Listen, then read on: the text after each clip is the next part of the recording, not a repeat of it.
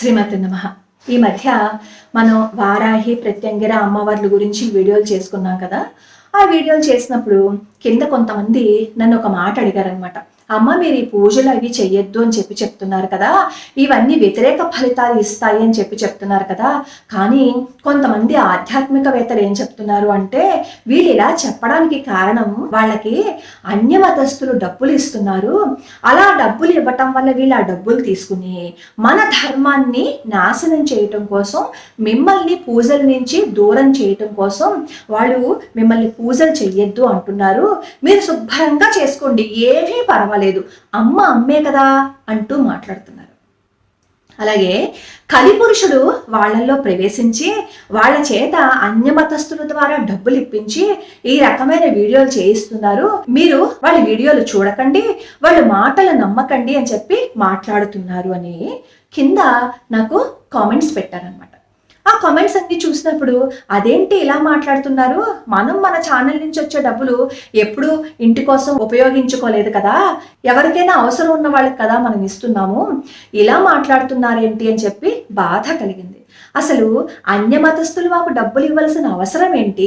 అన్యమతస్థులు ఇచ్చిన డబ్బులను తీసుకుని మేము ఇలాంటి వీడియోలు చేయటం ఏంటి? కోట్ల రూపాయల ఆస్తి విషయంలో మమ్మల్ని ఇబ్బంది పెడుతున్నప్పుడే ఈశ్వరేచ్ఛ, భగవంతుడు ఏం చేస్తే అదే జరుగుతుంది అని చెప్పి మేము మాట్లాడకుండా కూర్చున్న వాళ్ళం. అన్యమతస్థులు ఇచ్చిన డబ్బు కోసం అమ్ముడిపోయేంత హీన స్థితికి మేము రాలేదు. ఈ త్రిసతి ఖడ్గమాల గురించి కానీ, ఋషి పంచమి గురించి కానీ, స్తోత్రాల గురించి కానీ, శ్లోకాల గురించి కానీ, వీడియోస్ గురించి కానీ, ఇవన్నీ శాస్త్ర విరుద్ధమైన పనులు, శాస్త్ర సమ్మతమైనవి కాదు. ఆ శాస్త్ర సమ్మతమైనవి కాదు కాబట్టి అవి అలా చేయకండి, మీరు ఇలా చేస్తే మీకు మంచి ఫలితం ఉంటుంది అని చెప్తున్నాను. కాబట్టి నా నోరు ముయ్యించాలి అంటే ఇలాగే మాట్లాడాలి. ఎందుకంటే మనం ఒక స్థాయికి వచ్చేసాం కాబట్టి మనం ఏదైనా చెప్తే చెల్లుతుందని వాళ్ళ ఉద్దేశం. నేను శాస్త్ర సమ్మతం కాని విషయాలు ఏవైనా సరే ఛానల్లో పెట్టి ఉంటుంటే అది నిరూపిస్తే, తప్పని చెప్తే తప్పుని తప్పు అని ఒప్పుకోగల దమ్ము నాకుంది. అదే వాళ్ళు పెడుతున్న వాటిల్లో శాస్త్ర సమ్మతం కానివి ఉన్నప్పుడు నేను ఎన్నో చూపించగలను. శాస్త్ర విరుద్ధమైన వీడియోస్ అవన్నీ చూపించినప్పుడు అవి తప్పు అని నేను చెప్పినప్పుడు తప్పు అని ఒప్పుకోగల దమ్ము వాళ్ళకు ఉంటుందా? కాబట్టి మనం మాట్లాడేటప్పుడు ఎదుటి వాళ్ళని కాస్త దృష్టిలో పెట్టుకుని మాట్లాడండి. మన ఒక్కడికే భగవంతుడు నోరు ఇవ్వలేదు, ఎదుటి వాళ్ళకి కూడా నోరు ఇచ్చాడు, వాళ్ళు కూడా మాట్లాడగలరు అని అర్థం చేసుకోండి. స్తోత్రాలు కానీ, శ్లోకాలు కానీ, పూజలు కానీ, దశమహావిద్యలు, సప్తమాతృకలు, మీరు ఇలా ఏ పూజ చేసినా సరే నియమాలు పాటించాల్సిందే. అంటూ ముట్టు ఇంట్లో కలపకూడదు. అలా కలుపుతూ ఉంటే గనక మీరు పూజ చేసుకోవాలి అని అనుకుంటే ఖచ్చితంగా ఒక బట్ట ఆరేసుకుని ఆ బట్ట కట్టుకుని పూజ చేసుకోండి. ఇంట్లో అంటూ ముట్టు కలుపుకుంటున్నప్పుడు ఖచ్చితంగా ఈ నియమం పాటిస్తే తప్ప ఇంకోటి శుద్ధి లేదు. అంతే తప్ప చెంబు మీద చెయ్యి పెట్టి పావమాన సూక్తాన్ని చదివి ఇంట్లో నీళ్లు జల్లుకుంటే శుద్ధి అవుతుందనే అమాయకత్వంలో మీరు పడద్దు. అంతకు మించి గంగా జలాన్ని కానీ, గోపంచకాన్ని కానీ జల్లుకోండి. మీకు వీలు లేని పరిస్థితుల్లో ఇంట్లో కలుపుకుంటే ఈ పని మాత్రమే చెయ్యండి. ఏదో శుద్ధి అయిపోతుంది కదా అని చెప్పి ఎవరో చెప్పిన మాటలు విని అవి పెట్టుకుని శుద్ధి చేసేసుకున్నాము అని చెప్పి అవే బట్టలతో పూజ చేస్తే మీకు కొన్ని ఇబ్బందులు ఎదురవుతాయి. ఒకటి ఆలోచించండి, మేము ఇవన్నీ చేసాము, ఇవన్నీ చేయడం వల్ల మాకు ఎంతో మంచి ఫలితాలు వచ్చాయి అని చెప్తున్నారే, అంటే మంచి చేసినప్పుడు ఎంత మంచి అయితే ఉంటుందో మన నియమాలు, దాని రూల్స్ అవి పాటించకపోవటం వల్ల అంతే ఇబ్బందులకి గురి అవుతాం. గురైన వాళ్ళు కూడా మన ఛానల్లో ఎంతో మంది కామెంట్స్ పెట్టారు.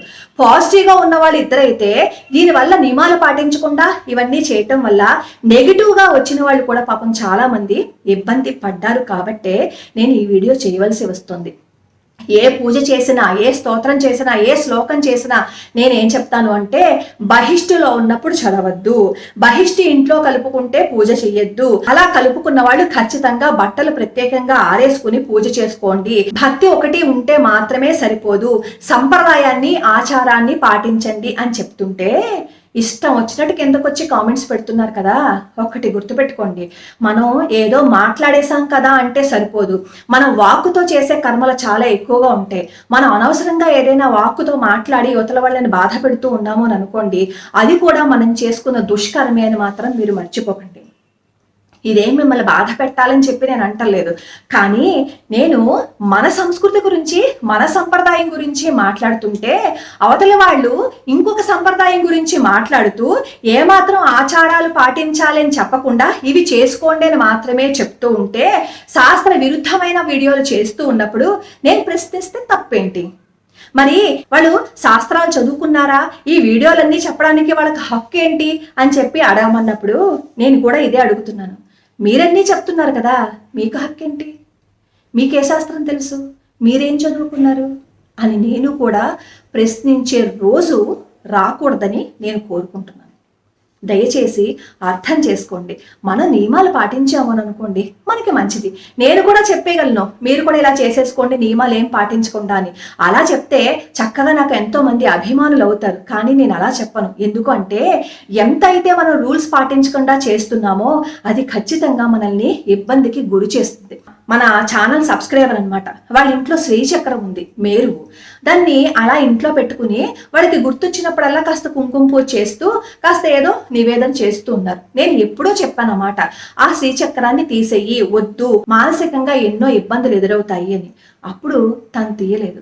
మళ్ళీ నాకు రీసెంట్గా ఫోన్ చేసినప్పుడు ఆ అమ్మాయితో నేను అడిగిన మాట ఏంటి అంటే, ముందు ఆ శ్రీచక్ర మేరుని తీసేసావా అని చెప్పి అడిగి, తీసేసిన తర్వాత అప్పుడు నాకు ఫోన్ చెయ్యి అని చెప్పి చెప్పానమాట. మనకి తెలియకుండానే మనం ఎన్నో తప్పులు చేసేస్తూ ఉంటాం. ఎవరు ఏది చెప్తే దాన్ని మనం పాటించేస్తూ ఉంటాం. ఇంట్లో నియమాలు అవి పాటించలేనప్పుడు చక్కగా గుడికి వెళ్ళి దండం పెట్టుకోండి, అంతే తప్ప ఎవరో ఏదో చెప్పేశారని చెప్పి తీవ్రమైన సాధనలు చేసి అనవసరంగా మీ ఆరోగ్యం మీదకి తెచ్చుకోకండి. ఉన్న మనశ్శాంతిని పోకండి. నేను చెప్పిన దాంట్లో ఏవైనా సరే తప్పున్నా, శాస్త్ర విరుద్ధమైన మాటలు ఉన్నా నిరూపిస్తే ఒప్పుకోగల దమ్ము నాకుంది. అది అవతల వాళ్ళకి ఉందా? ఇంకొకసారి అన్యమతస్థులు డబ్బులు తీసుకున్నారు, కలిపురుషుడు ఇలాంటి మాటలు మాట్లాడితే మాత్రం చూస్తూ ఊరుకోను, ఖచ్చితంగా చూస్తూ ఊరుకోను, మాట్లాడి తీరతాను. మిమ్మల్ని బాధ పెట్టుంటే నన్ను క్షమించండి. ఎందుకంటే నాకు చాలా బాధ అనిపించింది. అన్యమతస్తులు నాకు డబ్బులు ఇవ్వడం ఏంటి, నేను తీసుకుని వీడియోలు చెప్పడం ఏంటి? మీ క్షేమం కోసం చెప్పాను. మీకు ఇష్టం ఉంటే పాటించండి, లేదు అంటే పాటించక్కర్లేదు. నాకు కూడా ఏం నష్టము లేదు. నేను మీకు నచ్చినట్టు చెప్పాను అనుకోండి, నాకు సబ్స్క్రైబర్స్ పెరుగుతారు, వ్యూస్ కూడా పెరుగుతారు, మీ నుంచి నేను తిట్లు కూడా తినవలసిన అవసరం లేదు.